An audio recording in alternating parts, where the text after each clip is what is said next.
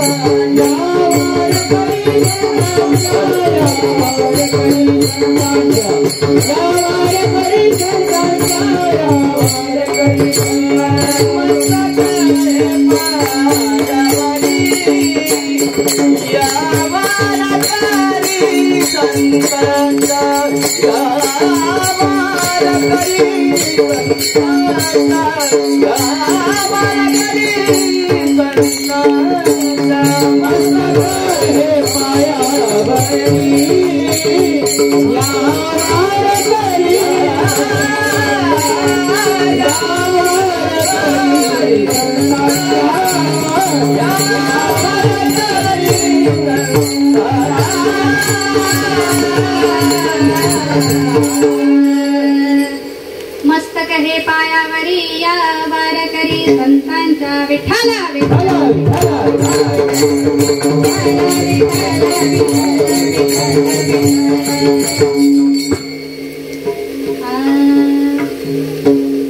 आता तरी पुढे हाची उपदेश आता तरी पुढे हाची उपदेश नका करू नाश आयुष्याच्या सकाळच्या पाया माझे दंडवत आपुलाले चित्त शुद्ध करा.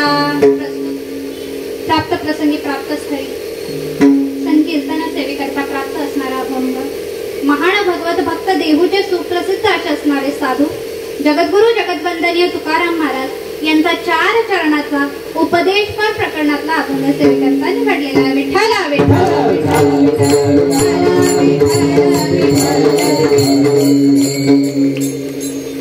कीर्तनाला सुरुवात करण्या अगोदर वारकरी संप्रदायाचा लिखित नाही परंतु अलिखित स्वरूपाचा असा नियम आहे की कीर्तन सुरू होण्या अगोदर परिहास येणं गरजेचं असतं अथवा क्रमप्राप्त असतं.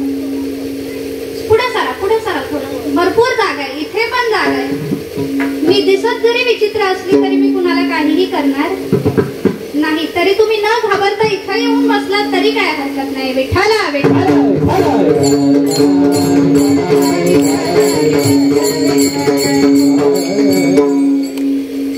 तर अल्पसा परिहास नमस्कार द्यायचा तो असा सागाप्रमाणे चालत असणारा आपला अखंड हरिनाम सप्ताह. आपले सम्राट म्हणजे महाराष्ट्राचे हिंदू धर्म संस्थापक आपण ज्यांना संबोधतो, ही छोटी पदवी नाही. हा जो भगवा दिसतोय ना तुम्हाला, भगवा तो त्यांच्यामुळे होता. हिंदूचा सुद्धा भगवा आहे आणि वारकऱ्यांचा सुद्धा भगवा आहे. विठ्ठला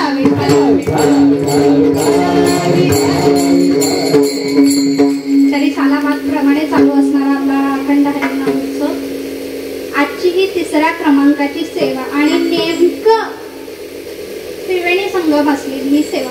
त्रिवेणी संगम म्हणजे तुम्ही म्हणाल महाराज आज जिजाऊंची जयंती आहे, हा एक संगम आहे, पण 3 संगम कोणते? एक तर जिजामातेची आज जयंती आहे, दुसरं म्हणजे गायक वादक उत्कृष्ट आहेत आणि तिसरं म्हणजे ऐकण्याकरता श्रोते पण आहेत. विठ्ठला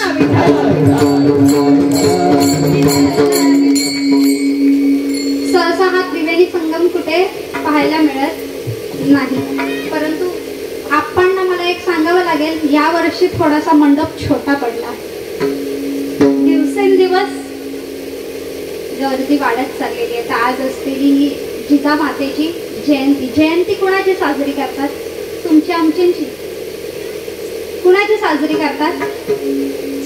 संतांची किंवा कर्तृत्ववान पुरुषाची किंवा कर्तृत्ववान महिलांची. आणि तसं बघायला गेलं तर आजचा म्हणजे या वर्षीचा सप्ताह म्हटलं तर महिला सप्ताह म्हणण्यास काय हरकत नाही, कारण आदिशक्त्यांची सगळी कीर्तनं आहेत. जिजामातांची जयंती आपण साजरी करतो. थोडक्यात तुमचा जास्त काय वेळ घेणार नाही. तसं माझं घड्याळ बंद पडलंय, त्याच्यात 8:10 झालेले. अशा हिशोबाने तुम्ही चाला किती तास कीर्तन चालेल. जागेत ना माणसाने कीर्तनात बसल्यावरती पुण्य करावं, त्याला पुण्य मिळतं. अजून एक पुण्य करावं, बाजूला झोपला असेल त्याला जाग करावं. विठ्ठला तर जिजामाता कोण होत्या? जिजामाता जिच्या सुपुत्राने आपला हिंदू धर्माचे संस्थापक आपण ज्यांना म्हणतो, खूप मुलं फिरतात बाहेर चंद्रकोर लावून, दाढी वाढून, आम्ही हे मावळे, आम्ही मावळे. का? शिवबा होते म्हणून. पण शिवबा का होते? तर जिजाऊ होती. जिजाऊच नसते तर शिवबा झालेच नसते. शिवबा होणं शक्यच नव्हतं. का शक्य नव्हतं? अहो, सामान्य आईच्या पोटी कोण असं जन्म घेत नाही. सामान्य आईच्या पोटी इद्री चिद्रीत जन्माला येतात. बरोबर की नाही? स्वराज्य ज्यांनी निर्माण केलं त्याची आई म्हणजे कुणाची? शिवबांची. त्यांची जयंती थोडक्यात एकच प्रसंग सांगते आणि सेवेला सुरुवात करते. का आपण यांची जयंती साजरी करतो? का जयंती साजरी करतो? त्या जिजामातांनी एक दिवस त्या घरी नव्हत्या. शिवबा लहान होते, स्तनपानावर होते, म्हणजे अतिशय लहान होते, 6 महिन्याच्या थोडं कमी होते. अशा असता वेळेस शिवबा अतिशय रडायला लागले, भुकेने व्याकुळ झालेले. का दासीने मात्र बघितला आणि तिला काय राहवलं नाही, कारण स्त्रीचं वात्सल्य हा स्त्रीचा गुणधर्म आहे. बरोबर की नाही? वडिलांना मुलांची लवकर कीव येत नाही, परंतु कुणाला येते? कुणाला? मोकळं बोलत चला. आपण काही कुणाला शिक्षाही करणार नाही आणि बक्षीसही देणार नाही. मोकळं बोलत चला. कुणाला येते? वात्सल्य गुणधर्म हा आईच आहे, स्त्रीच आहे. शेवटी त्या दासीला वाटलं शिवबा एवढे व्याकुळ होत आहेत, एवढे रडत आहेत, त्यांना एवढी भूक लागली, आपण याला काय. नुकतीच ती पण तिचंही प्रसूतीकरण झालेलं, त्याच्यामुळे स्तनपान तिने काय केलं? शिवबांना दिलं. शिवबांना स्तनपान दिल्यानंतर शिवबा झोपले. झोपल्यानंतर थोड्या वेळाने जिजाऊ मासाहेब आले आणि म्हटले अजून वेळ तर झालेला आहे, शिवबा कसे काय नाही उठले? त्यांना काही भूक नाही लागली का? आईला माहिती असतं आता दूध पिलाय म्हणजे किती वेळाने पी. बर, त्यांनी विचार केला. शेवटी दासीला विचारला आणि एका दासीला राहवलं नाही. आपण जिजाऊला सत्य सांगितलं पाहिजे. आता चुगलीखोर हाही बायांचा गुणधर्मच आहे. नाही, माझ्यावरून हे सिद्ध होत नाही बरं का, नाही तर तुम्ही म्हणाल नाही.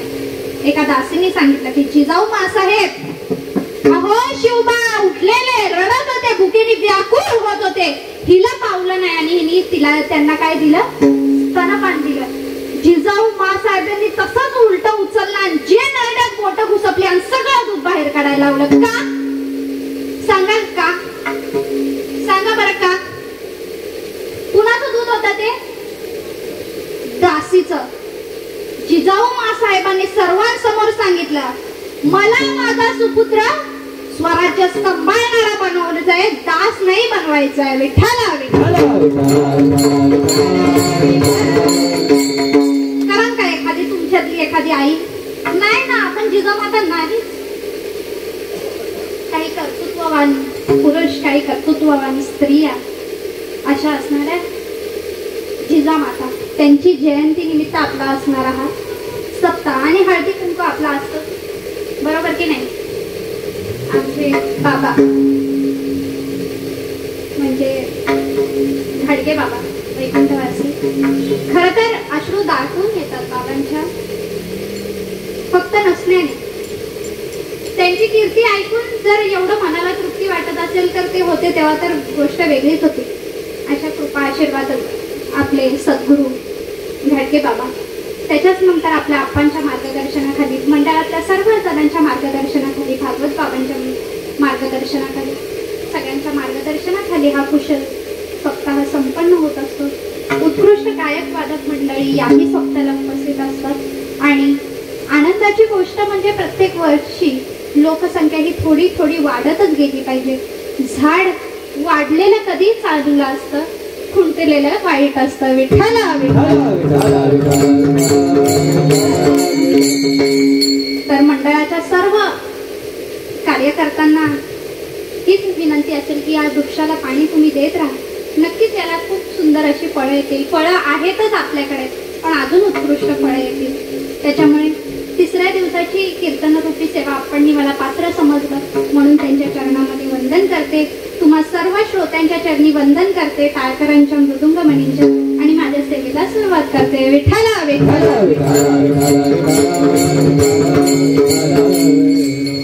खरं तर तुमच्या सर्वांची क्षमा मागते, कारण मी खूप लांबून आले, त्याच्यामुळे मला जरा उशीर झाला. शेख नाका ते वारलीपाडा हे अंतर छोटं वाटत असेल, पण गर्दी महाभयंकर. ते तशी ती थोडीच होती, पायी आली असती तर 5 मिनिटात आली असती, पण महाराज लोक कधी पायी येत नाही, गाडीतून येतात, म्हणून मी गाडी घेऊन आली. विठ्ठला तशी ती माझी नाहीये, नाही तेवढी मोठी महाराज अजून मी झाली नाही. विठ्ठला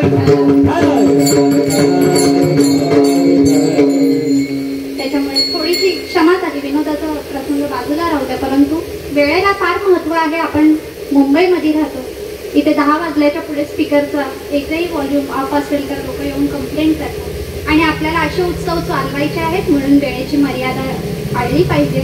म्हणून तुमच्या सर्वांची क्षमा मागते आणि चिंतनाला सुरुवात करते. अतिशय थोड्या वाक्यांमध्ये अतिशय साधं सोपं सरळ कीर्तन आज मी करणार आहे.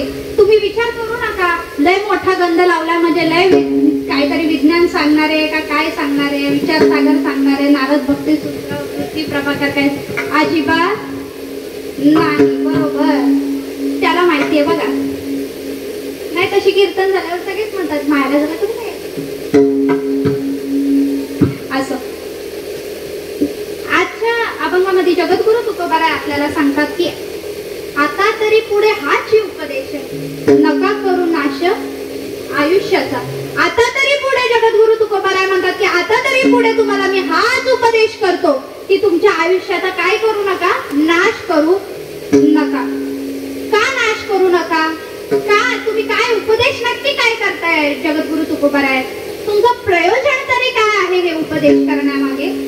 कारण प्रयोजनाशिवाय मूर्ख मनुष्य सुद्धा प्रवृत्तीला जात नाही. काहीतरी प्रयोजन असणं फार गरजेचं आहे.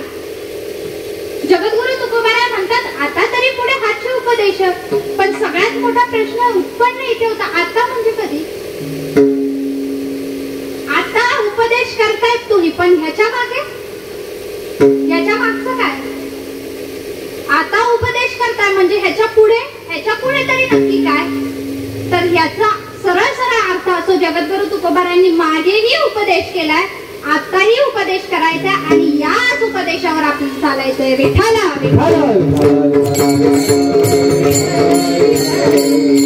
आता तरी हाची उपदेश, जगद्गुरु तुकोबाराय उपदेश करतात आता तरी.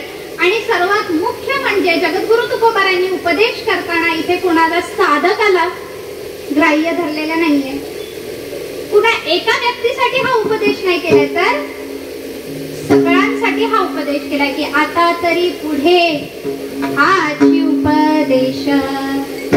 काय उपदेश केलाय जगद्गुरु तुकोबाराय की नका करू नाश आयुष्याचा. मग नक्की करायचं तरी काय जगद्गुरु तुकोबाराय? तुम्ही असं काय पाहिलं की तुम्हाला आम्हाला उपदेश करण्याकरता प्रवृत्त व्हावं लागलं?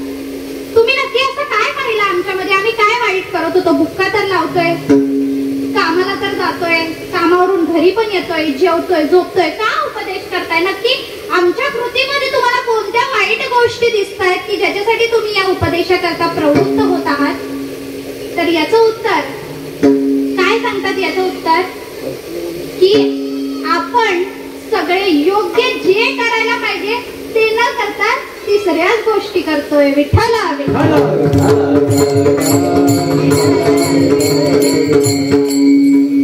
बरं मला सांगा, आपण सगळे कोण आहोत? मनुष्य जन्मात आहोत, बरोबर? मनुष्यच आहोत ना? नाही, काही जणांना हाही प्रश्न आहे, आपण मनुष्यच आहोत ना? आपण कोण आहोत? सर्वसाधारण मनुष्य जन्म आपल्याला प्राप्त झालेला आहे, मनुष्य देह आपल्याला प्राप्त झालेला आहे. बरं कसा आहे हा मनुष्य देह? कसा आहे? मनुष्य देह दुर्लभ जाना, मनुष्य देह दुर्लभ जाना,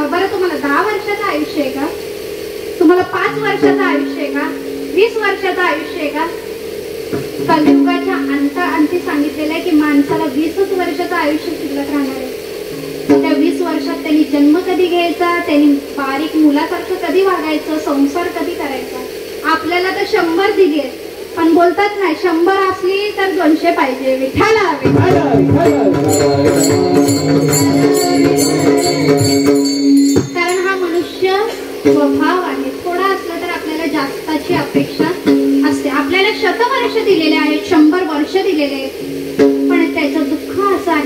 50 वर्ष आपले झोपेत निघून जातात, म्हणून कीर्तनात झोपायचं नसतं. 100 वर्षामध्ये सुद्धा 50 वर्ष आपले झोपेत निघून जातात. उरलं ते 50 वर्ष, त्यातले पण 25 वर्ष रडत खडतच निघून जातात.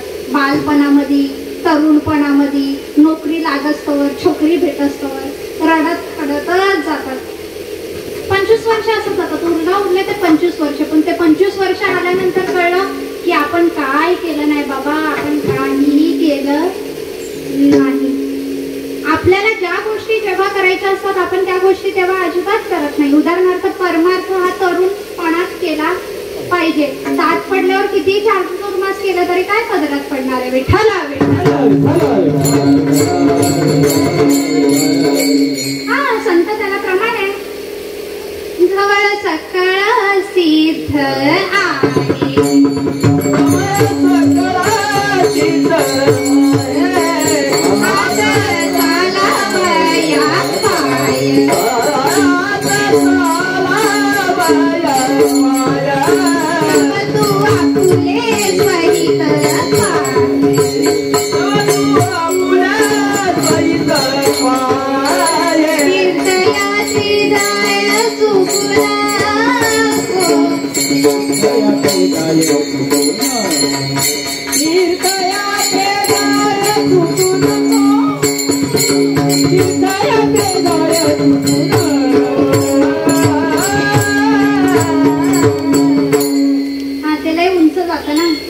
त्रास होतो.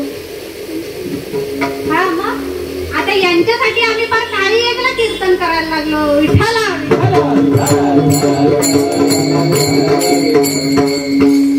असो काय सांगितलं. जवळ हे सकाळ सिद्ध आहे, हात चाला वया पाय तव तू आपलेच वहित पाय. तीर्थयात्री जाय चुकू नको. काय केलं पाहिजे. पण आपण काय करतो.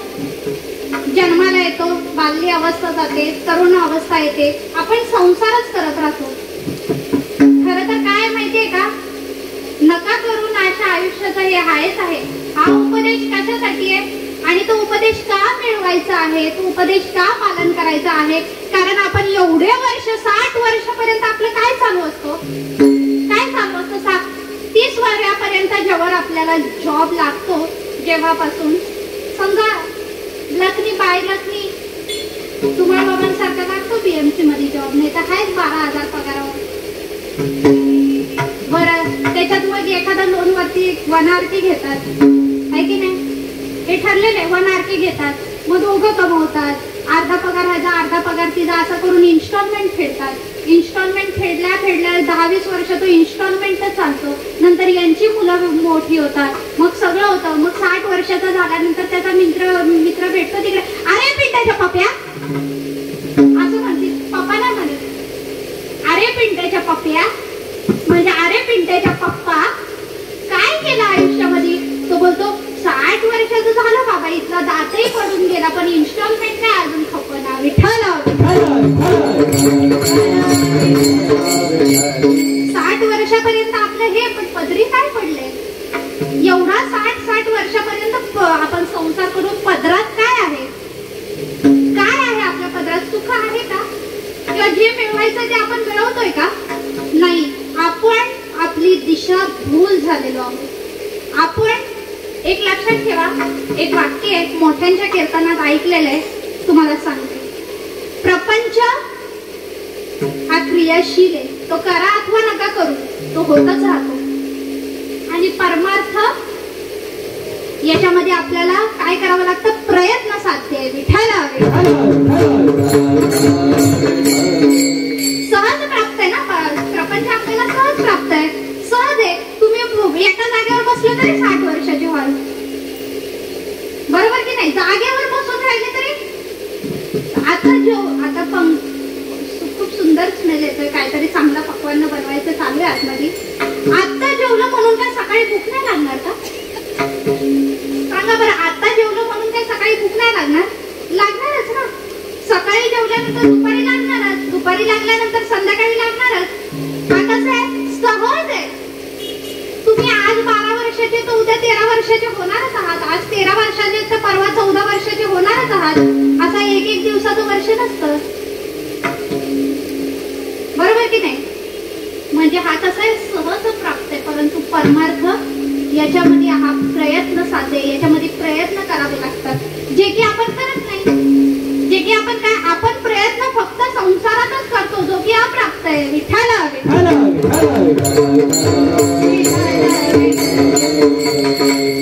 आपण काय झालंय माहितीये का, आपल्याला प्राप्त काय करायचं हेच आपण विसरून गेलो. आपण अप्राप्ताच्या मागे लागलोय. प्राप्ताची प्राप्ती करायची का अप्राप्ताची प्राप्ती करायची सांगा बरं. विनेकरांनी सांगितलं तरी चालेल, आम्हाला काही प्रॉब्लेम नाही. सांगा सांगा, प्राप्ताची प्राप्ती करायची का अप्राप्ताची प्राप्ती करायची. प्राप्ताची प्राप्ती करायची, बरोबर ना. लॉक किया जाए. बरं लॉक करतो. बरोबर आहे बरं का, इथून सांगितलं मला. बरं कशाची प्राप्ती करायची. प्राप्ताची. नावामध्येच बघा, प्राप्ताची प्राप्ती अप्राप्ताची. अप्राप्त कोण आहे, संसार. मग का करता द्या ना सोडून. तुम्ही म्हणतात अजून तुझं झालं नाही म्हणून म्हणते. विठाला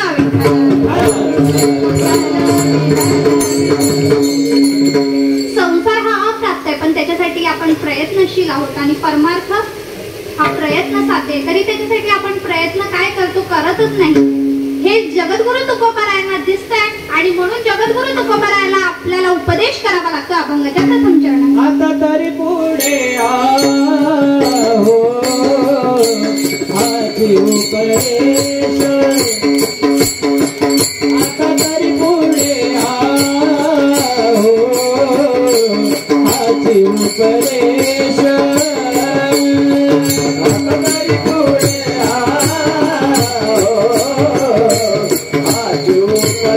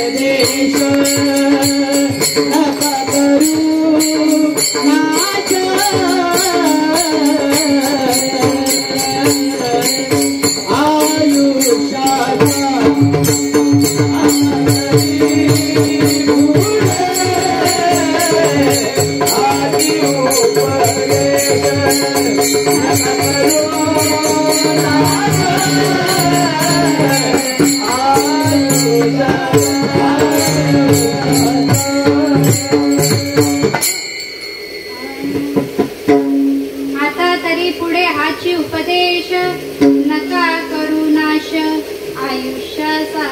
जगद्गुरु तुकोबारायांना हे सर्व दिसलं आणि दिसल्यानंतर संत मुनी हे कोण आहेत, कृपाळू आहेत, दयाळू आहेत, की त्यांना बुडते हे जन न देखवे डोळा असे असणारे जगद्गुरु तुकोबाराय सर्व आधी करून जे संत आहेत त्यांना या सर्वसाधारण जीवाची कीव आली. कीव आल्यानंतर जगद्गुरु तुकोबारायांनी ठरवलं की आता तरी पुढे हाची उपदेश नका करू आश, नका करू नाश. असं माझ्या बोलण्याकडे थोडं थोडं लक्ष देत जावं. नाही ते तसं करावं लागतं. तुम्हाला माहितीये का, मुंबईत नाही झोपतो, पण गावाला जेव्हा 9 ते 11 कीर्तन असतं ते 9 चे 10 वाजतात सुरू करता आणि मग ती पंचपदी होता करता 11 वाजतात आणि माणसं तिथे कारण जेवण आधी झालेलं असतं. हा कोटा फुल आल्यानंतर हा कोट्याला टाइम लागत नाही, म्हणून थोडं असं विचारावं लागतं. तुम्ही उत्कृष्ट असा प्रतिसाद देता आहात, कारण तुम्ही जसा कृपा कटाक्ष टाकणार तशी सेवा मी करणार. विठाला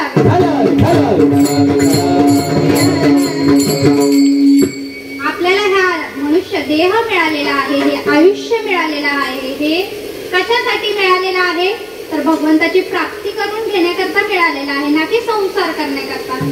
संसार हा होतच असतो, संसार हा होणारच आहे, परंतु परमार्थामधून आपल्याला आपली काय करायची असते, सुटका करून घ्यायची असते. कारण मनुष्य देहाचे ज्ञाने सच्चिदानंद पदवी घेणे एवढा अधिकार नारायणे कृपावलो. एवढं सगळं सांगितलं असताना मनुष्य देहामध्ये आल्यानंतर जर आपण ज्ञानाची प्राप्ती नाही करून घेतली तर आपलं आयुष्य कसं आहे, व्यर्थ आहे, फुकट आहे. एक श्लोक आहे, विठ्ठला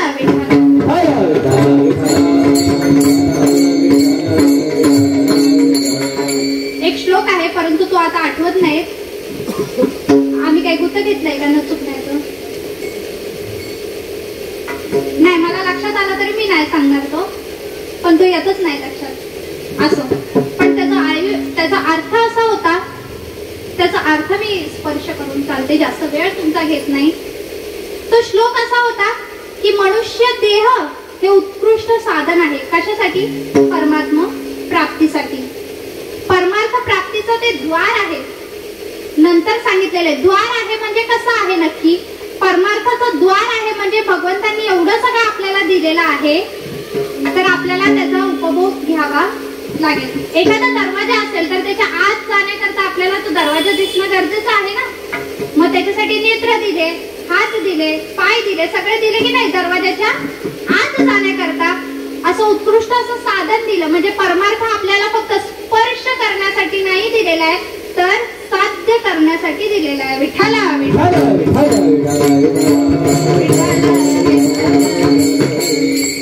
कारण नाहीतर मग काय करता, किती जन्म झाला फेरा, गणित नाही जी दातारा. किती वेळा जन्म येतो आणि नित्य फजित होतो. मग ही फजिती होणं चांगलं आहे की वाईट आहे? बोला बोला बोला बोला. वाईट आहे की नाही? वाईट आहे. ही फजिती होणी काय वाईट आहे. मग ही फजिती जर करून घ्यायची नसेल तर आपल्याला काय करावं लागेल? जगद्गुरु तुकोबारायांचा उपदेश आपल्याला मानावा लागेल, ऐकावा लागेल की आता तरी पुढे हाची उपदेश नका करू नाश आयुष्याचा. कारण हे आयुष्य कसं आहे माहितीये का? हे आयुष्य कसं आहे, क्षणभंगुर नाही भर वसा. आपल्या काकड्यामध्ये सुंदर अशी भरपूर प्रमाण आहेत. आयुष्य जात आहे पहा कसे महा, स्वगीताचा घोर वाहा, श्री हरी पुत्र जन मनु सोय रे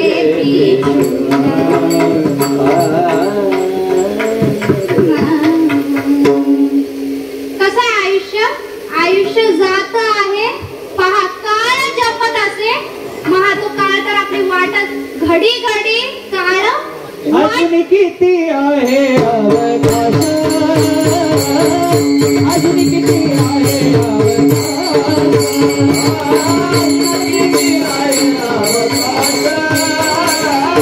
अजून किती आहे अवकाश.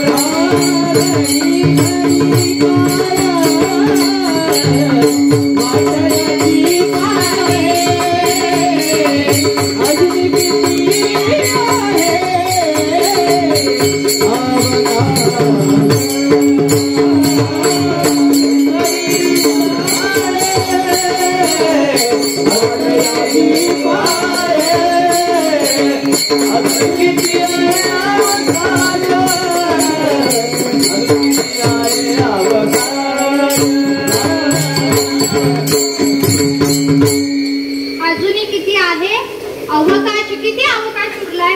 कुणाला सांगता येईल की आपला मृत्यू कधी येईल? रात्री झोपेत माणसं जातात, काही काही झोपल्या झोपल्या पडल्या पडल्या जातात, काही कोमात जातात, काही निघून जातात आणि काही सकाळी परत उठतात.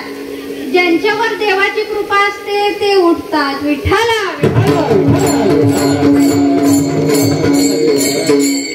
आपण रोज उठतो की नाही, म्हणजे बरोबर आहे ना, पार इथं 12ची गाडी पकडून 1ला बाबा जातात तरी सकाळी 4ला उठतात. किती देवाची कृपा आहे. हा, त्याच्यात तुमचं जागरण किती आहे तो भाग वेगळा, पण भगवंताची कृपा किती आहे, तो रोज आपल्याला उठवतो का. पण याच्यासाठी आपल्याला एक लक्षात दिलं पाहिजे की घडी घडी काळ वाट याची पाणी, म्हणून आपल्याला सांगता येत नाही की कोणत्या क्षणी आपला मृत्यू उपस्थित होईल. आणि तो मृत्यू एकदा जर उपस्थित झाला का हा निर्देह पुन्हा जातो आणि मग पुन्हा पुनरुपी जननम पुनरुपी मरणम पुनरुपी जननी जठरे शयनम. मग एवढं सगळं सहन करण्याकरता जगद्गुरु तुकोबाराय म्हणतात की निदान आता तरी हाची उपदेश, हाची च लावला. च कधी लावतो आपण, बाबा तुम्हाला माझ्या कीर्तनाला यायचंच आहे, बरोबर की नाही, आणि बाबा तुम्ही माझ्या कीर्तनाला या. ऐकलं सत्य. च लावल्यामुळेचा हा परिणाम. मी उद्या आमच्या निलेश दादाला सांगितलं, निलेश दादा कीर्तनाला यायलाच पाहिजे, ते येतातच. च लावतो, चकार येतो, व्यावृत्ती निर्माण करते. म्हणजे काय आहे, आपल्याला विशिष्ट स्वरूपाची व्यावृत्ती तिथे निर्माण होते, आणि व्यावृत्ती निर्माण झाल्यानंतर चकारात्मक जेव्हा बोलतात तेव्हा तिथे जास्त भर असते. म्हणून हाची उपदेश की नका करू नाश आयुष्याचा. आणि शेवटी एवढं सगळं सांगितल्यावर जगद्गुरु तुकोबार, आता बघा ही लहान लहान मुलं आहेत, ही लहान लहान मुलं बाहेर उन्हात खेळत असतात, धडपडत असतात, पडत असतात, सर्व काही होत असतं. आई त्याची लांबून बघत असते, त्याला आवाज मारत असते. शेवटी आई काय म्हणते, अरे बाबा तुझ्या पाया पडते रे सावलीचे. शेवटी या पद्धतीत ती तिच्या मुलाला समजवते. तशाच पद्धतीत जगद्गुरु तुकोबाराय आबासाच्या दुसऱ्या चरणात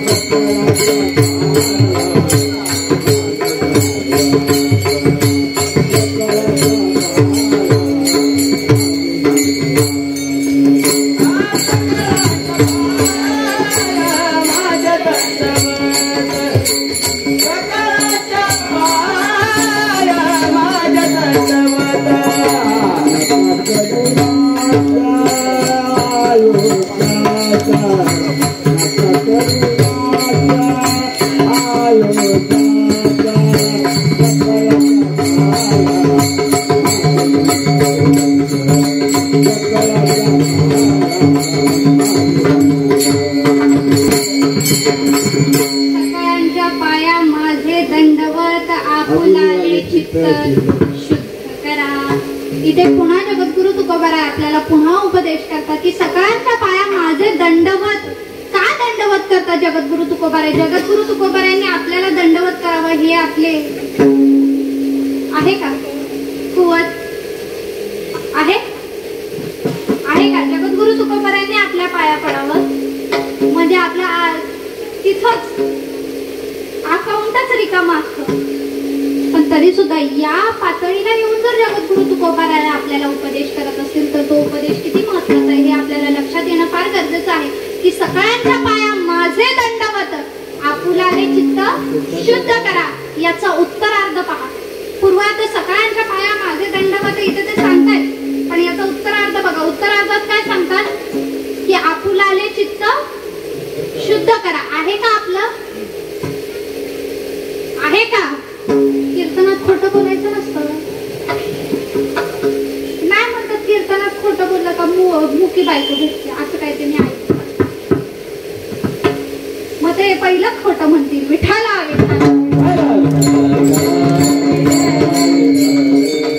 असं काय नाहीये बरं का. नाही तर मला सगळे कीर्तन झाल्यावर गाठतील आणि माझं कार्डच घेतील. तसं नाहीये माझ्याकडे कार्ड बिल्ड काय. म्हणतील ताईंनी बरोबर सांगितलं, आतापासून कीर्तनात खोटंच बोललं. नाही असं नाही. असो विनोदाचा बाजूला ठेवा. याचा उत्तरार्थ आपल्याला सांगतो की आपुलाले चित्त शुद्ध करा. दुसरा, आता चित्त म्हणजे नक्की काय हे आपल्याला समजणं फार गरजेचं आहे. चित्ताची जर शुद्धीकरण सांगितलंय तर चित्त म्हणजे नक्की काय? चित्त शुद्ध तरी शत्रू मित्र होती, व्याघ्र न खाती सर्प. पण चित्त काय? तुका म्हणे चित्त करावे निर्मळ येऊनी गोपाळ राहते. ते चित्त काय? चित्त म्हणजे नक्की काय? सांगा सांगा सांगा. आमचे एक डॉक्टर, वैद्य म्हणजे डॉक्टर, आता आपण त्यांना डॉक्टर म्हणतो, ते आमच्या ओळखीचे आहेत. मी त्यांना विचारलं, मोठे स्पेशलिस्ट आहेत ते, त्यांना विचारलं काय हो डॉक्टर, हे चित्त नावाची गोष्ट शरीरात सापडते का हो फाडतोड केल्यानंतर? ते म्हणतात काय असं काय नाही, मन चित्त असं काय नाही सापडत आम्हाला आतमध्ये. पण मन म्हणजे पण ते, चित्त म्हणजे पण तेच, अहंकार म्हणजे पण तेच, आणि बुद्धी म्हणजे बुद्धी म्हणजे पण तेच. पण हे कसं, आणि नाही म्हणावं तर भगवान म्हणतात मन षष्टी आणि इंद्रिय आणि प्रकृती स्थानी करते. मग याला नाही तरी कसं म्हणावं? चित्ताला मनाला नाही तरी कसं म्हणावं? मन चित्त ज्या अर्थी तुकोबार आहे काहीतरी सांगतात, त्या अर्थी चित्त म्हणजे काहीतरी असणं गरजेचं आहे. जसं पक्वाद आहे, पक्वादाला शाई आहे, दूधपुडी आहे, सगळं एकठे आहे, बाकीचा मला माहित नाही. वादी आहे, ते लाकूड आहे आतमधलं, ते कसलं असतं ते माहित नाही. एवढं सगळं हे आपल्याला दिसतं, आपण त्याला स्पर्श करू शकतो. पण चित्त म्हणजे नक्की काय? पण जगद्गुरु तुकोबाराय सांगतात, संत सांगतात आपल्याला चित्त शुद्ध करा. चित्त म्हणजे अंतःकरण. अंतःकरण, चित्त हे बरेच प्रकार आहेत त्याच्यामध्ये. काय माहितीये का, हे प्रकार सगळे एकच आहेत, परंतु ज्या परिस्थितीमध्ये ते तिथं उपस्थित होतं आपण त्याला त्याचं नाव देतो. आता एखादा माणूस, एक दिवशी आम्ही कीर्तनाला गेलेलो, एक माणूस असा बसल्यानंतर कीर्तन झाल्यावर मी त्यांना विचारलं, आठवतं का मी कोणता अभंग घेतलेला? ते म्हणतात नाही बुवा. काय म्हणते नाही बुवा मला. आणि पहिला माणूस इथं बसले एकदम, आणि म्हणतं नाही बुवा मला नाही आठवत कोणता अभंग घेतलाय. म्हटलं नाही, माझं मन चंद्रावर होतं. माणसं इथं बसलेली असली आणि त्यांचं मन चंद्रावर फिरत असतं. म्हणजे विचार करा आपल्या मनाने किती प्रगती केली, बरोबर की नाही? काही बाया इथं बसलेल्या असतात पण अर्ध लक्ष दुधाकडे असतं, मांजरीकडे असतं, बरोबर की नाही? काही इथं बसलेले असतात, मॅच तिकडे चालू असते, काही फोन मध्ये पण स्कोर बघत असतात. भर कीर्तनात स्कोर बघतात. विचार, भर कीर्तनात. म्हणजे आम्ही पण एखादी बॅटच घेऊन यावी. विठाला म्हणजे चित्त मन आपलं काही ना काहीतरी आहे. आणि हे कसं आहे, शुद्ध करा. ज्या अर्थी तुकोबाराय म्हणतात त्या अर्थी अशुद्ध आहे. काय आहे आपलं चित्त? अशुद्ध आहे, घाण आहे, मलिन आहे. बरं, या चित्ताच्या ठिकाणी आता लक्ष देऊन ऐका बरं का. विचार सागर नावाच्या ग्रंथामध्ये 3 दोष या चित्तासाठी सांगितले. कोणते 3 दोष सांगितले? मन, विक्षेप आणि आवरण. 3 दोष सांगितले चित्ताच्या ठिकाणी. 3 दोष. आता मन म्हणजे काय, विक्षेप म्हणजे काय आणि आवरण म्हणजे काय, एका वाक्यात व्याख्या सांगते. मन म्हणजे काय, तर निषिद्ध कर्म करण्याची इच्छा होणं म्हणजे मन दोषाची तिथं काय होते, उत्पत्ती होते, म्हणजे मल दोष. निषिद्ध कर्म म्हणजे जे कर्म करू नये ते कर्म करण्याची इच्छा होणं म्हणजे काय, मल दोष. दुसरा सांगितला विक्षेप दोष. विक्षेप दोष म्हणजे काय, चित्ताच्या ठिकाणी असलेली चंचलता, त्याला सांगितलं आहे विक्षेप दोष. आणि तिसरं सांगितलेलं आहे मन, विक्षेप आणि आवरण. आवरण दोष म्हणजे काय, तर आपल्या ठिकाणी असणारं अज्ञान म्हणजे आवरण दोष. विठाला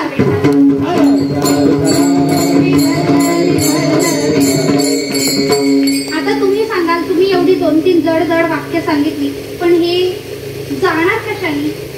ज्या अर्थी दोष आहेत त्या अर्थी त्यांच्या निवारणाकरता काही ना काहीतरी साधना असेल, काही ना काहीतरी उपाय असतील जेणेकरून हे दोष निघून जातील. अतिशय थोडीशी म्हणजे 1-2-5 मिनिटात तुम्हाला विषय सांगते. मन दोष कधी निर्माण होतो माहिती? जेव्हा निषिद्ध कर्म आपल्या हातून घडतं तेव्हा. म्हणजे जे कर्म घडू नये, जे कर्म घडणं म्हणजे जे कर्म घडल्यानंतर आपल्यामध्ये काय होते, पापाची वृद्धी होते, म्हणजे वाढत जातं आपलं पाप. एखाद्या ठिकाणी कीर्तन चालू असेल, बरोबर, एखाद्या ठिकाणी कीर्तन चालू असेल, पण बाहेर उभं राहिलेल्या माणसाला असं वाटत असेल बुवा लयच किंचाळतं, इथून त्यांनी एक दगड घेतला आणि टेकला आणि डायरेक्ट थाडके निघाला.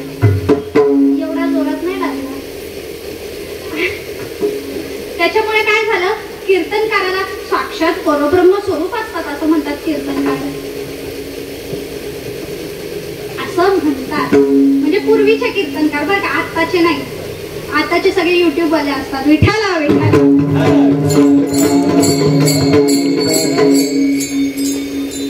आपल्या हातून काहीतरी निषिद्ध कर्म घडणं म्हणजे काहीतरी वाईट कर्म आपल्या हातून घडणं, ही बुद्धी निर्माण होते. काही ना काहीतरी वाईट कृत्य आपल्याकडून घडतं, वाईट कर्म घडतं आणि त्याच्यामुळे हा मलदोष निर्माण होतो. पण या मलदोषाचं जर आपल्याला काय करायचं असेल, नाश करायचा असेल, हा मलदोष आपल्याला बाजूला करायचा असेल, संपवायचं असेल, तर काय करणं गरजेचं आहे? कर्मच करणं गरजेचं आहे. पण कोणतं कर्म? कर्माचे परत 4 प्रकार. 4 प्रकार सांगत असताना नित्य कर्म, नैमित्तिक कर्म, काम्य कर्म आणि प्रायश्चित्त कर्म, हे 4 कर्मशास्त्रात सांगितलेले आहेत. नित्य कर्म म्हणजे काय? जे आपण रोज करतो ते, त्याला आपण म्हणतो नित्य कर्म. नित्य कर्म काय करतो आपण रोज?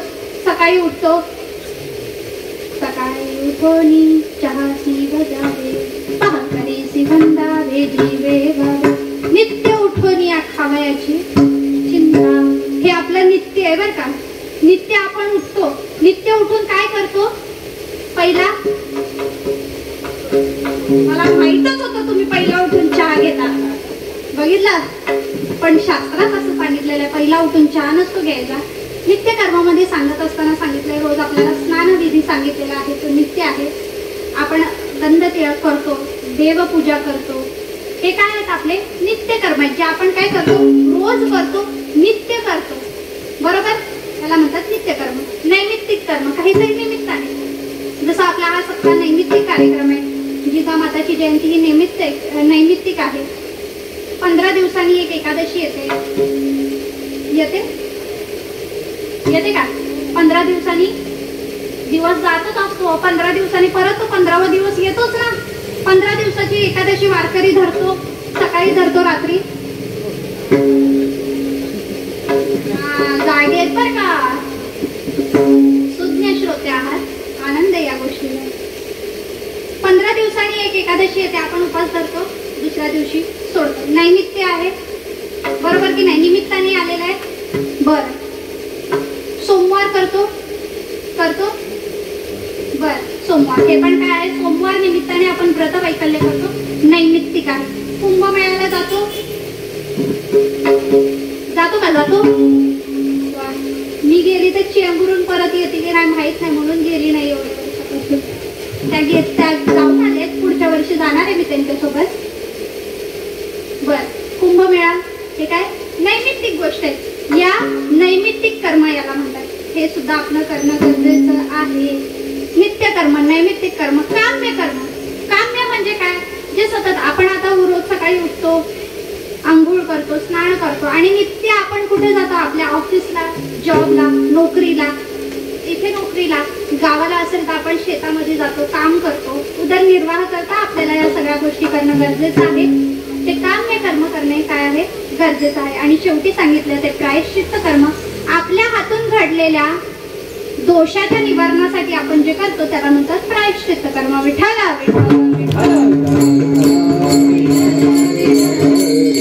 प्रायश्चित्त कर्म म्हणजे नक्की काय? एखाद्याने मांजर मारली तर आपण म्हणतो की चांदीची मांजर बनवा आणि काशीला जाऊन प्रवाहित करा, सोडा.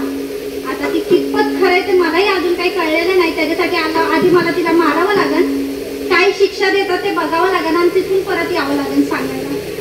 म्हणून मी काय अजून केलेलं नाही. कोणी प्रयोग केला तर मला सांगा. बर, हे काय आहे? हे प्रायश्चित्त कर्म आहे. समजा मी एखाद्याचं अंतःकरण दुखवलं, बोलता बोलता मी निलेश दादांना बोलून गेले, तुमचा बोल चुकला बरं का, पण एवढ्या लोकांसमोर बोलल्यानंतर निलेश दादांना साहजिक वाईट वाटणार, साहजिक. नाही तर त्यांनी मला बोललं की तुझं कीर्तन असं बोलणार आहे का? नाही, पण मला दुःख होणार नाही. मग ते पकवानाच्या हातात असताना काय करायचं? विठ्ठल यांनी ठरवलं एकदा कीर्तन पाडायचं का ते,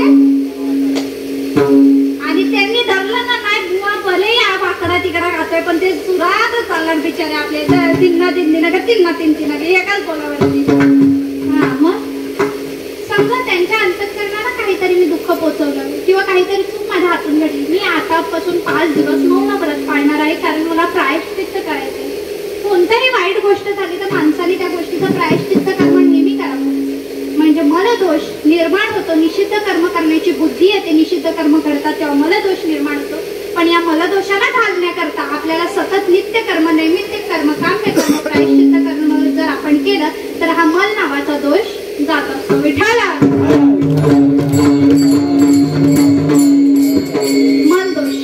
मलदोष बरं, मलदोष झाला. विक्षेप, विक्षेप म्हणजे काय? चित्ताच्या ठिकाणी असलेली चंचलता.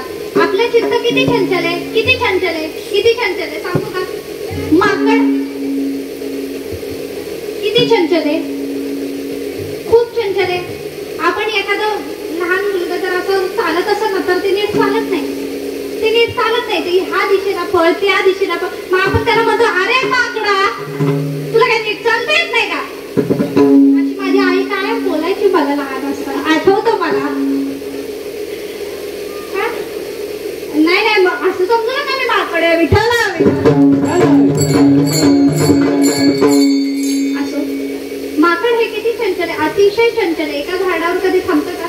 या फांदीचं त्या फांदीवर, त्या फांदीचं त्या फांदीवर, इतकं चंचल असतं. बरं, शतकोटी नावाच्या म्हणजे आपल्या गुरुवर्य हरिभक्त पारायण यशवंत महाराज पाटील यांच्यामुळे जर महाराष्ट्रात एवढी कीर्तनकार घडलेत, महाराष्ट्रातच नाही तर महाराष्ट्राच्या बाहेर आहे. कोणत्याही कानाकोपऱ्यात जर एखादा कीर्तनकार असेल तर त्याच्या घरी शतकोटी असणं गरजेचंच आहे.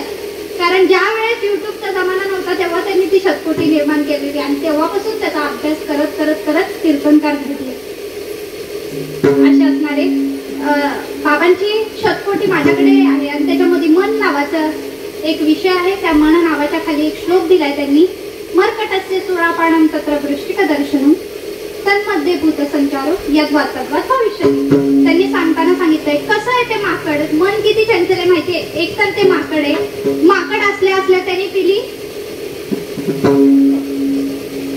काय चहा, काय काय काय पिलं त्यांनी? मदिरा. म्हणजे काय? आता चांगल्या भाषेत म्हणावं लागतं त्याला, वाईट भाषेत कसं म्हणायचं, पण वाईट भाषेत त्याला म्हणतात दारू. काय म्हणतात? दारू. पण आपण जास्त बोलायचं नाही. बर, एक तर ते माकड, त्या माकडाच्या माकडामध्ये त्यांनी पिली दारू, त्यांनी पिली मदिरा, किती चंचल होईल? अजून चंचल. बरं, मर्कट असे सुरापाणम तत्र वृष्टिक दंशनम. विंचू चावल्यावर कसं होत असेल? विंच चावला, विंच चावला, अगं अगं अगं सगळे विंच चावला. ऐकी ना आपण आता काय बाई करू, नाही ती काय बाई करू आपण घेतली असती, परंतु वेळेला थोडीशी मर्यादा आहे म्हणून. काय विंचू चावल्यावरती, आता ज्याला चावला असेल त्यालाच माहितीये माणूस कसा होतो. अतिशय त्याच्या अंगात झिंजिण्या होतात, अशा झिंजिण्या.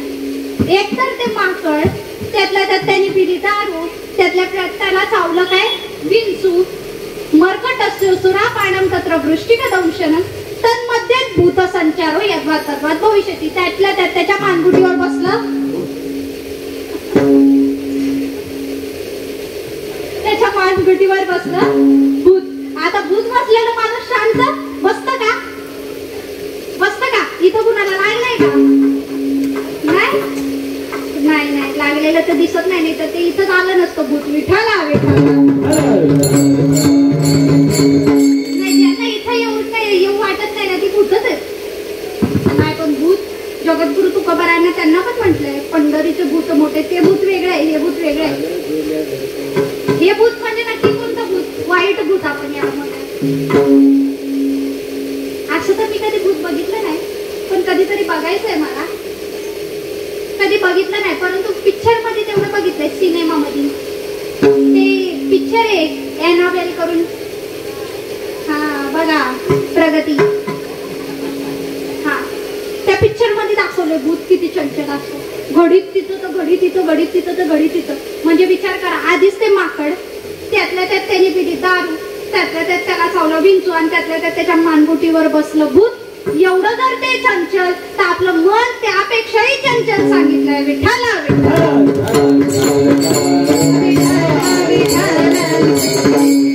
तर म्हणजे काय सांगितलं आपल्याला की हे मन इतकं चंचल आहे, चित्त इतकं चंचल आहे, म्हणून आपल्या ठिकाणी कोणत्या विक्षेप नावाचा दोष निर्माण होत असतो. हे विक्षेप नावाचा दोष घालवण्याचा एकच उपाय आहे, तो म्हणजे भगवंताची उपासना. दोष काय होत असतो, जात असतो, हा दोष नष्ट होत असतो. उपासना कुणाची करायची, आता ते उपासनेचेही बरेच प्रकार आहेत, परंतु उपासना आपण इथे एकच गोष्ट सांगते, भगवंताची उपासना करा. उपासना केल्यामुळे आपलं चित्त एकाग्र होतं. एकाग्र झालेलं चित्त हे कसं असतं, शांत असतं, स्थिर असतं आणि तिथे आपला विक्षेप नावाचा दोषही जात असतो. मला विक्षेप गेला, मला गेला, विक्षेप गेला, आता उरला तो आवरण. आवरण म्हणजे नक्की काय? आवरण म्हणजे आपल्या ठिकाणी असलेलं आज्ञा. जीव हा तसा पाहायला गेला तर स्वय परब्रह्म आहे. कोण? हा परब्रह्म आहे. परंतु जीवाच्या ठिकाणी असलेल्या अज्ञानामुळे त्याला वाटतं मी जीव आहे, मी जीव नाही तर मी साक्षात भगवान परमात्म्याचा अंश आहे. हे असलेलं अज्ञान, या अज्ञानामुळे आवरण नावाचा दोष निर्माण होत असतो. पण हा आवरण नावाचा दोष कशाने जात असतो, तर ज्ञानाने जात असतो. विठाला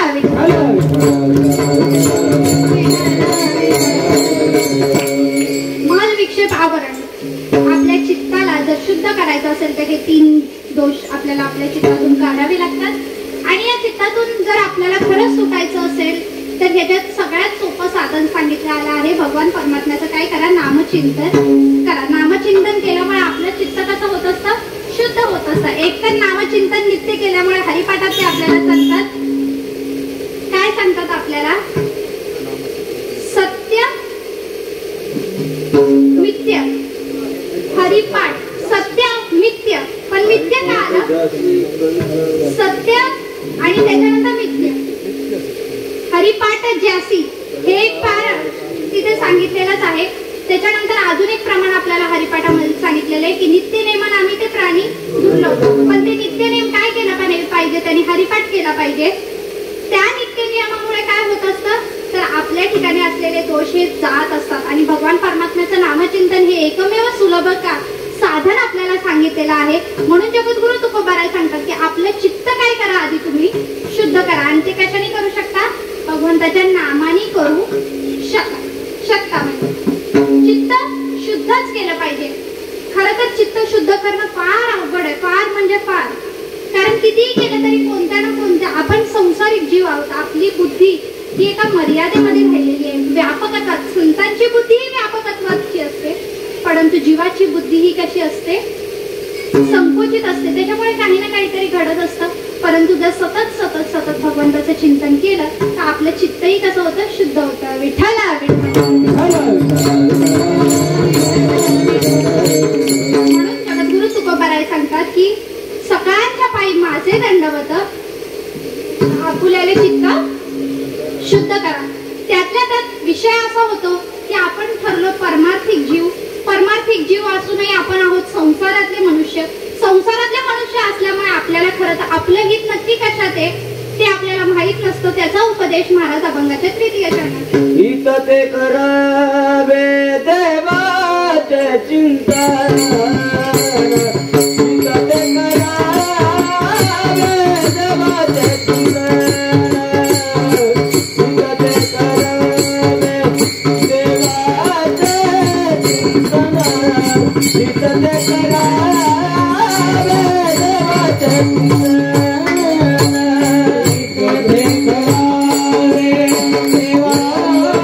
देवाचे चिंतन.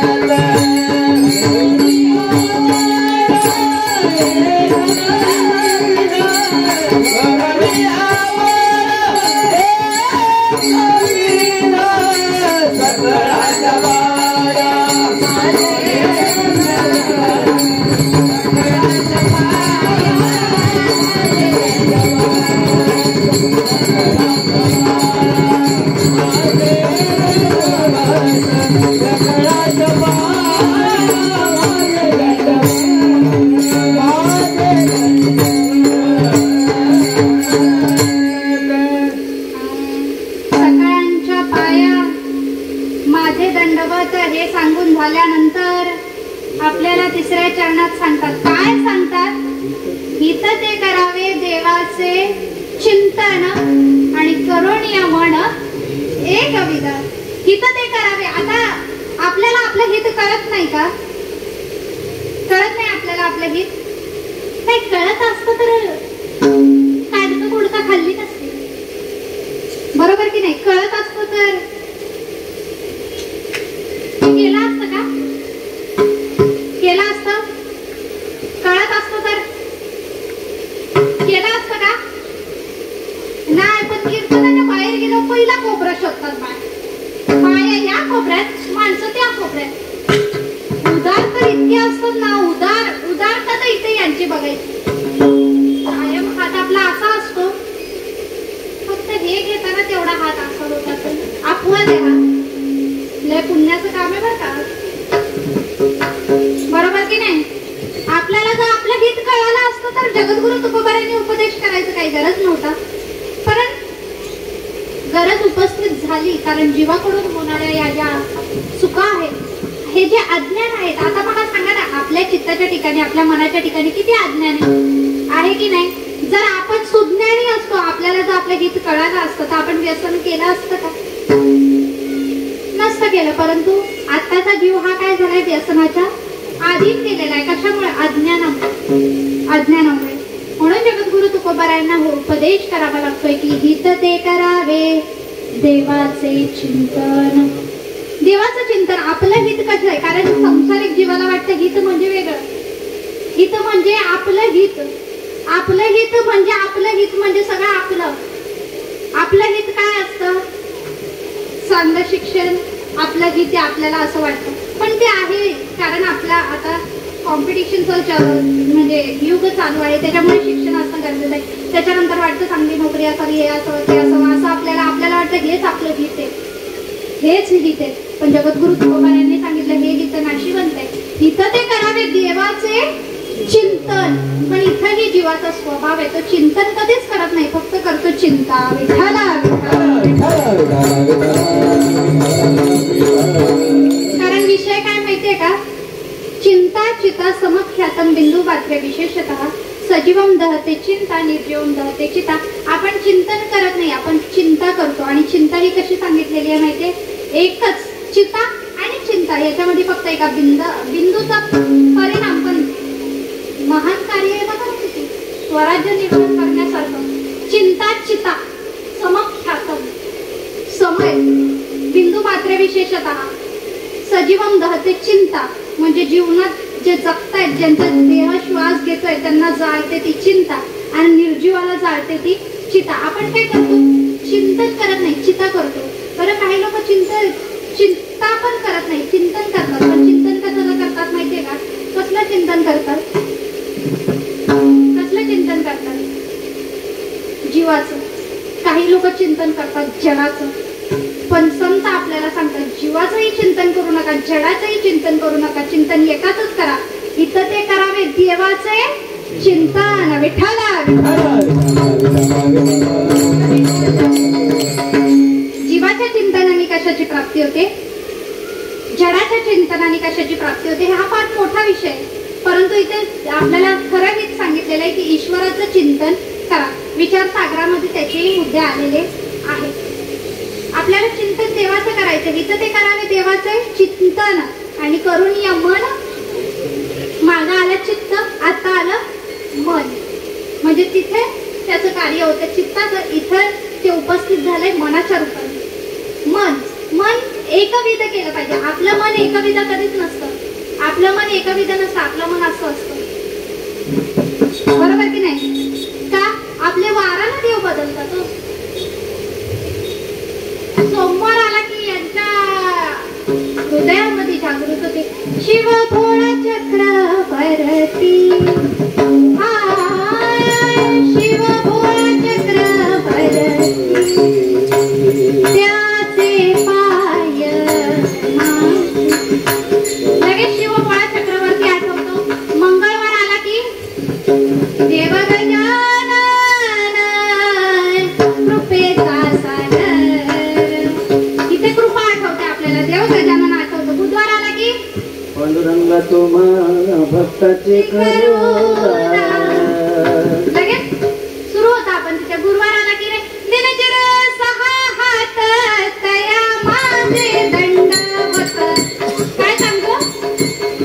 जय गुरुदेव दत्त. शुक्रवाराला की त्याचा पोटा अनादि निर्गुण प्रगट निभावने. अनादि निर्गुण प्रगट निभावने.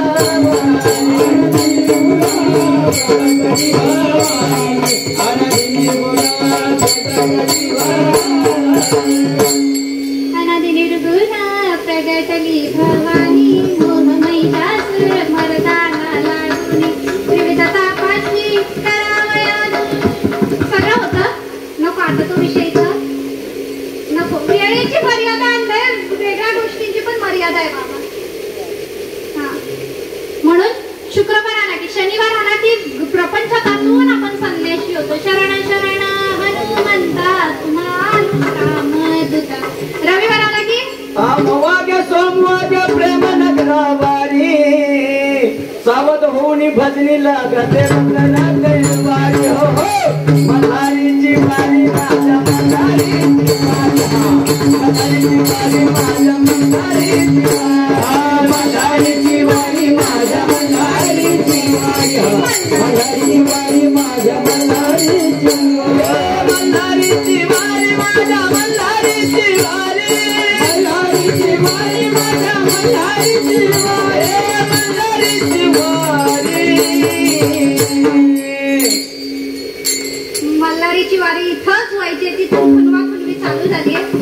थोडं आटपता घेऊया. एवढं आपलं मन कसं एकविध नाहीये. आपलं मन एकविध कधीच नसतं.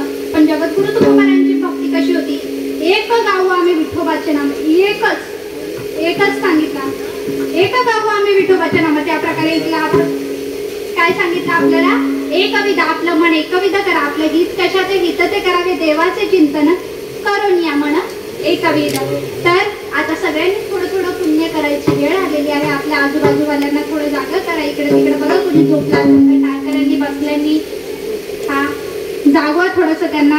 आणि एकदा सर्वात मोठी गोष्ट म्हणजे कीर्तनाला आल्याचा लाभ घ्या.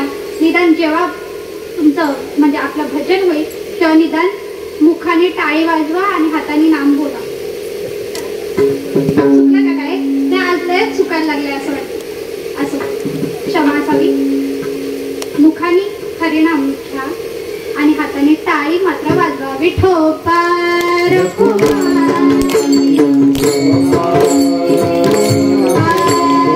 हरी जय जय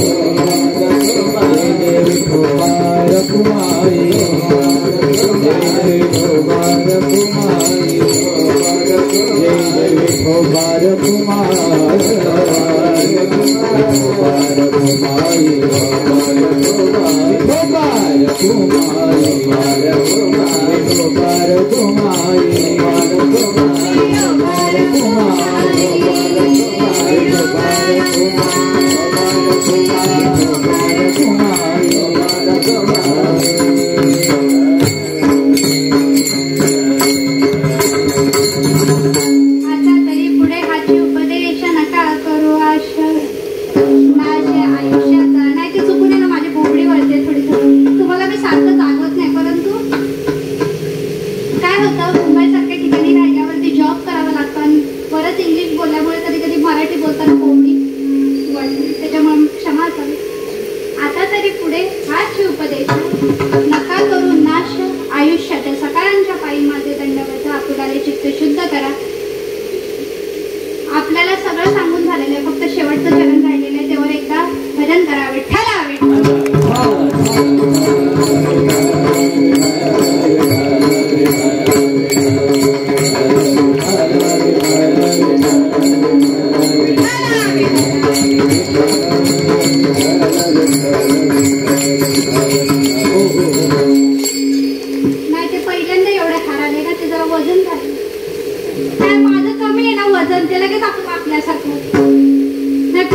3 हार आले बरं का माझ्या गळ्यात, नाहीतर एकच हार, त्याला पण ती 2च फुलं असतात. तो आज थोडंसं बरं वाटलं मला. असं विनोदाचा बाजूला ठेवूया. शेवटच्या चरणामध्ये जगद्गुरु तुकोबाराय सांगतात की तुका म्हणे लाभ व्यापार सांगितलं इथे जगद्गुरु तुकोबारायांनी. व्यापार सांगत असताना जगद्गुरु तुकोबारायांनी व्यापार केला का हो? केला व्यापार जगद्गुरु तुकोबारायांनी? होय तो व्यापार, पण लाभ पण सांगितलेला आहे व्यापारामध्ये. जगद्गुरु तुकोबाराय यांच्या घरी तर व्यापार होता, अतिशय श्रीमंत होते. त्यांचा व्यापार बघून जर आपण व्यापार करायला लागलो तर आपली बायको आपल्याला घरातून तुम्ही जा, तुम्ही असेच जा, इथं वाटीवर साखर जरी शेजारणीला दिली तरी हिच्या पोटात दुखते. त्यांनी दुष्काळामध्ये आपलं सर्व अन्न, सर्व पैसा जे काही होतं सर्व काही केलं. त्यांनी व्यापार असा केला, पण त्यांनी हा व्यापार खरा नाही केला. त्यांनी परमार्थाचा व्यापार केला. परमार्थाचा व्यापार, व्यापाराचे 2 प्रकार, एक खोटा व्यापार आणि एक खरा व्यापार. तसं पाहायला गेलं तर शास्त्रात व्यापाराचे बरेच प्रकार सांगितले, परंतु वेळेची मर्यादा असल्यामुळे तुम्हाला फक्त एवढं सांगते. आपण हा जो उदरनिर्वाह करता व्यापार करतो, कुणाचं कपड्याचं दुकान असेल, कुणाचं मोबाईलचं दुकान असेल, कुणाचं काही व्यापार असेल, काहीही असेल, हा व्यापार कसा आहे? हा व्यापार कसा आहे? खोटा आहे का खरा आहे? खोटा आहे? मग दिसतो का? काय म्हणता तुम्ही? शोभतंय का तुम्हाला हे? अहो, दिसणाऱ्या वस्तूला तुम्ही खोटं म्हणता म्हणजे नाही, त्याला खरं कसं काय म्हणायचं? जगद्गुरु तुकोबाराय, आता इथे सुद्धा आपण एक दृष्टांत घेऊ शकतो. तसं दृष्टांत 4 आहे. हा, कळतंय मला, कळतंय बाबा. फक्त 2च मिनिटं घेणार आहे मी. नाही, महाराजांचा चेहरा बघून तर मला खूप टेन्शन आलं. अच्छा, बरं, सॉरी, 2च मिनिटं. व्यापार सांगितला. रज्जू सर्पाकार भासले जगदंब किंवा मृगजळ, हे 2 दृष्टांत आहे. विचारसागराला दृष्टांत आहे, म्हणजे विचारसागराला हा एकच दृष्टांत, अख्ख्या विचारसागरमध्ये हा एकच दृष्टांत फिरत असतो. रज्जू सर्पाकार भासले जगदंब. रज्जू सर्पाकार भासले जगदंब. विचारसागरे म्हणून गाथा नाही, गाथा आहे म्हणून विचारसागरे. विठ्ठला.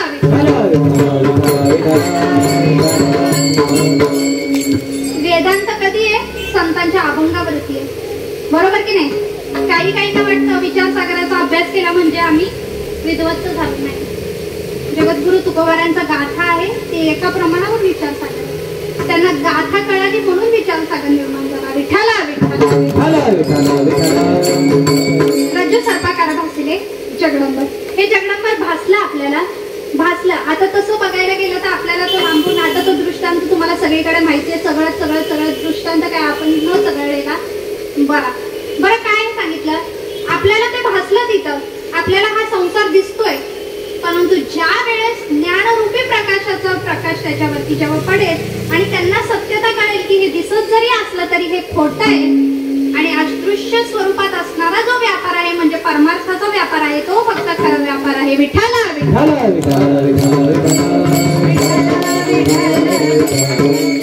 म्हणून आपल्याला व्यापार करायचा असेल, उदरनिर्वाह करता व्यापार करणं गरजेचं आहे, परंतु तो व्यापार करता करता आपला परमार्थ चुकणं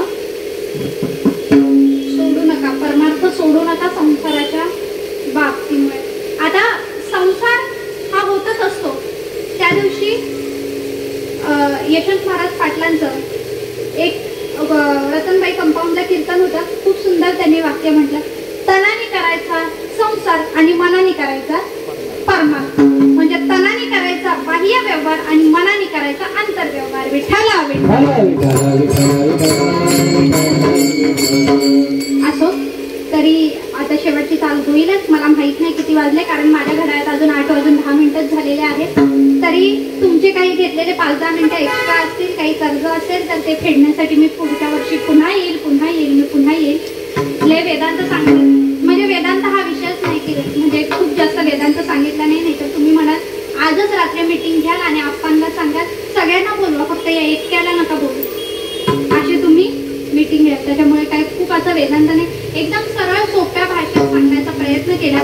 बरं, याच्यात काही चुकलं असेल, काहीही वाईट वाटलं असेल, जेणे म्हणजे काही माझ्या मुखातून काही उद्गार गेले असतील जेणेकरून तुमच्या अंतःकरणाला दुःख झालं असेल, तर ते माझ्या वाणीचे दोष आहेत, ते मी परत घेते. जे चांगलं आहे ते माझे सद्गुरू, माझे मार्गदर्शक म्हणजे सद्गुरू भागवत महाराज तळपे यांचं आहे, की ज्यांच्या हातामुळे म्हणजे ज्यांच्या हस्तकृपेमुळे आज इथे राहून बोलण्याचे, 2 वाक्य बोलण्याचे काही ना काहीतरी प्रयत्न करतोय.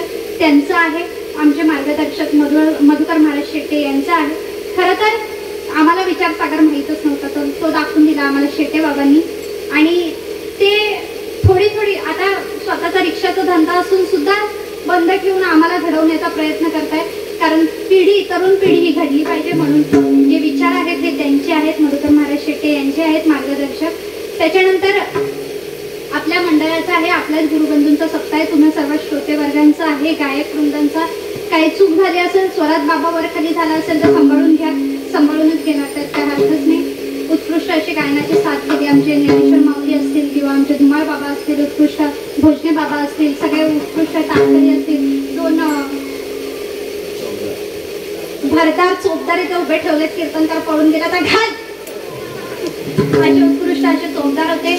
त्याच्यानंतर आमचे विनयची सेवा दिलेले आमचे पटेकर मामा असतील, इथे विनेकरी बाबा असतील. सगळ्यांच्या ठिकाणी एकदा सगळ्यांच्या ठिकाणी मी विनम्र म्हणजे नम्र होते आणि ही सेवा भगवान पांडुरंगाच्या चरणी अर्पण करते, माझ्या सद्गुरूंच्या चरणी अर्पण करते, मातापित्यांच्या चरणी अर्पण करते, सर्वांच्या चरणी अर्पण करते. आणि सेवेला इथंच पूर्णविराम देण्याच्या आधी माईकवाल्यांचा धन्यवाद बोलते, जे मी कायम विसरते. परंतु तुमचं खूप खूप धन्यवाद. तुम्ही उत्कृष्ट असा साथ दिली. त्यातल्या त्यात 3 आज इथं रेकॉर्ड करणारे होते. पहिलं कीर्तन आहे माझं रेकॉर्डिंगचं, म्हणून त्यांचेही धन्यवाद मानते. यांचे आमचे पातेरे काका असतील त्यांचेही धन्यवाद मानते आणि इथंच थांबते. ज्ञानेश्वर